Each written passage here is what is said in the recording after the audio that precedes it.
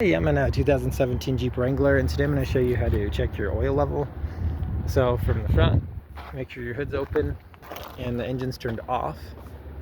And then we're going to look for this little stick here, which will pull out. And once it's out, you typically take like a rag to clean this all the way. And so it's nice and clean. And then you'll stick it all the way back down in and then pull it back out again like we just did. And then at that point you'll check to see how high up this oil is on your dipstick here. As you can see, it's a little hard to focus on, but that kind of where it's dripping off of mine, you want it within that grid pattern. If it's really low on this stick, that's when you probably consider adding some oil. It's definitely still want to make sure you're doing your regular oil changes, but sometimes you might need to top off your engine for whatever reason, especially as you get to higher mileage vehicles. They sometimes can burn through more oil. So stick it all back in,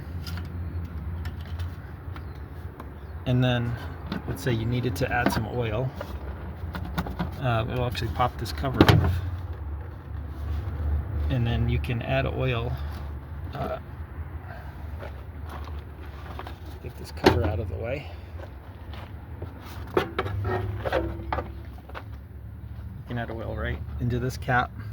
So you always want to make sure you're using the proper oil, and you typically want to stick to the same oil you've been using, whether it's conventional or synthetic, and typically the same manufacturer brand as well.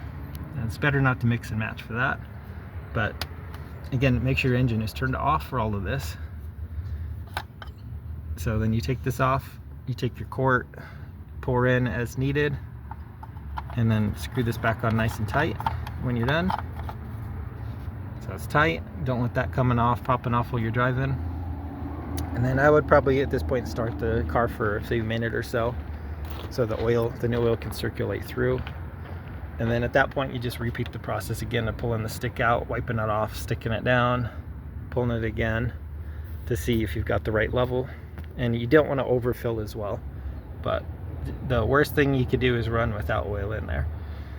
And if you're doing your regular oil changes, typically it's high enough you could do it without a lift, but it's easier if you have this on some sort of lift so you can get underneath easily and pull the plug under the oil pan to drain out all the old oil, put in a new oil filter, and refill. But I hope this is helpful, and hope you have a wonderful day.